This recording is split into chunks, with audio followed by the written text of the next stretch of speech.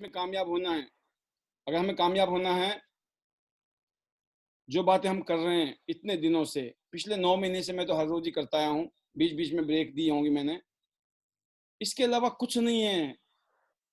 हमारी वो वाली कहानी है जो एक आपने कस्तूरी मृग का नाम सुना होगा ना?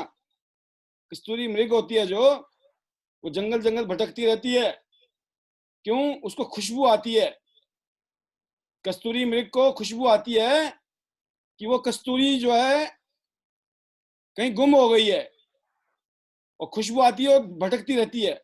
जबकि कस्तूरी मृग का जो कस्तूरी होती है वो कहाँ होती है? उसकी बॉडी में होती है, उसके पेट में होती है, लेकिन उसको पता नहीं होता है, इसलिए भटकती है। तो उसी के ऊपर एक कविता है, और अक्सर शायद योगराज जी से भी सुना है मैंने कभी बीच में, लेकिन आज मैं सुनाऊंगा।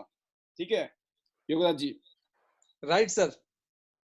तो ये है कविता इस तरीके से: जंगल जंगल ढूंढ रहा है मृग अपनी कस्तूरी को, जंगल जंगल ढूंढ रहा है मृग अपनी कस्तूरी को, कितना मुश्किल है तय करना खुद से खुद की दूरी को। एहसास भी है पास उसका, चेहरा भी है याद उसका, धड़कन भी नाम लिए जा रही है, आंखों से पानी बरस रहा है, एक मृग अपनी चाहत को तरस रहा है, खोज रहा है मिलने को कस्तूरी को। जंगल जंगल ढूंढ रहा है मृग अपनी कस्तूरी को, कितना मुश्किल है तय करना खुद से खुद की दूरी को। है याद उसे अपने कस्तूरी, करनी है उससे ढेर सारी बातें जो रह गई थी अधूरी, गुम हो गई है ना जाने कहां, बढ़ गई है अब दोनों में दूरी, घूम रहा है फिर भी उसे मनाने को, ढूंढ रहा है उसे अपने पास बुलाने को, फिर से वही एहसास दिलाने को। जंगल जंगल ढूंढ रहा है मृग अपनी कस्तूरी को, कितना मुश्किल है तय करना खुद से खुद की दूरी को। देखे हैं ख्वाब बहुत से अपनी चाहत के, कैसे रह सकता है मृग कस्तूरी से वो दूर, मांगा है आखिर उसे रब की इबादत से, उनकी मोहब्बत में तो बिछे हुए हैं फूल, दूर होकर भी दिल में धड़क रही है, वो सांसें मुझ में ही ले रही हैं, वो दूर होकर भी बहुत पास है, मृग की चाहत में इम्तिहान बहुत हैं। जंगल जंगल ढूंढ रहा है मृग अपनी कस्तूरी को, कितना मुश्किल है तय करना खुद से खुद की दूरी को। यकीन करना दोस्तों, जितनी बातें हमने बता दी है ये मोर देन एनफ है, मोर देन एनफ, बल्कि ओवरडोज है। जितना बताते चले जाएंगे उतने कंफ्यूज होते चले जाएंगे।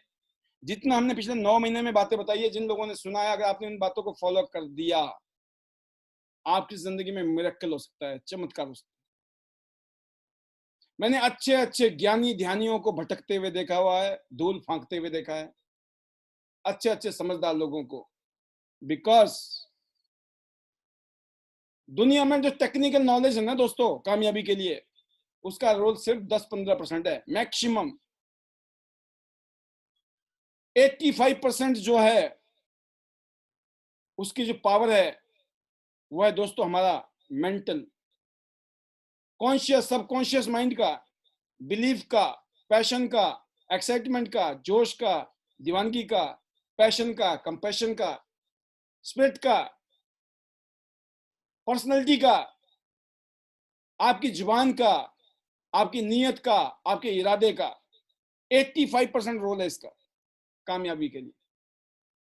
इसलिए ज्यादा टेक्निकल चीजों में ना जाके उन चीजों में जाएं जिन चीजों को हम चीख चीख के बोल रहे हैं। क्योंकि यकीन करना, आप में से भी कुछ लोग हो सकते हैं, अगर मैंने कोई प्रोडक्ट की ट्रेनिंग रख दी ना, तो आप कागज पेन लेके ऐसे बैठ जाओगे, पता नहीं आपने डॉक्टरी करनी है, अभी पीएचडी करनी है। अब थोड़ा सा मैं अपने मूड में आ गया हूं, वो कहते हैं ना, जाग गया है देवता, माता आ गई अंदर। अगर आपको मैंने कई प्रोडक्ट का भी बताया ना, अभी कॉर्डिसेप्स का ये फायदा है, बीसीएम का ये फायदा है, तो आपको लगेगा पता नहीं आपने क्या नोट करना और कौन से डॉक्टर बन जाओगे आप। मैं आपको बता दूं, जिन्होंने ये मशीनें बनाई है ना, हो सकता है वो भी धूल फांक रहे होंगे। जिन्होंने ये मशीनें बनाई हैं, जिन्होंने इस कॉर्डिसेप्स के ऊपर, स्पिरुलिना के ऊपर आर&डी किया होगा ना, ड्यू रिगार्ड, जो इज्जत है उनके कंट्रीब्यूशन के लिए, वो अलग चीज है। मैं उसकी बात नहीं कर रहा हूं, मैं बात कर रहा हूं फाइनेंशियल गेन की। जो फाइनेंशियल गेन, ना हमने कॉर्डिसेप्स बनाया, ना हमने बीसीएम बनाई, ना हमारे पास नॉलेज है इतनी। हमें मोटी नॉलेज है, उससे ज्यादा चाहिए भी नहीं। इसलिए कृपया, आप इस बिजनेस में आए क्यों हो? जैसे मैं इस बिजनेस में आया था, पहले दिन पता लग गया था। भगवान की कृपा से हेल्थ भी ठीक है, तन भी ठीक है, मन भी ठीक है, लेकिन चाहिए क्या बेटा? धन चाहिए। मैं धन के लिए आया था। जब पता चला धन कमाने का रास्ता जो है ना, वो जबरदस्त है। क्या? कर भला हो भला।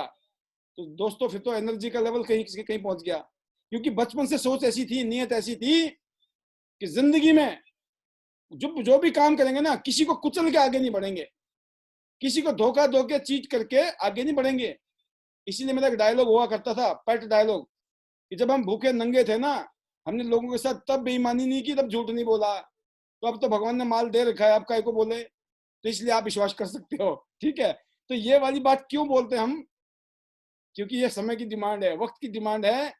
अगर आपको जल्दी कामयाब होना है, लॉन्ग टर्म जाना है, तो दोस्तों जो बताया जा रहा है उसको फॉलो करो, दैट्स इट। ये जिंदगी ना मिलेगी दोबारा। अभी दबा के अगर मेहनत कर ली, अगले साल, 2 साल, 3 साल, अगले 5 साल, 2025 तक इतना कर लो, उसके बाद आप बोलो कि सर बल्ले बल्ले, मौजा ही मौजा। ठीक है? तो बहुत बहुत शानदार शुभकामनाएं इस कविता के साथ। ये जो दूरी है ना, अंदर जो चल रही है, द्वंद्व चल रहा है, फाइटिंग चल रही है, कश्मकश चल रही है, किसकी सुने किसकी ना सुने, उससे बाहर निकलिए।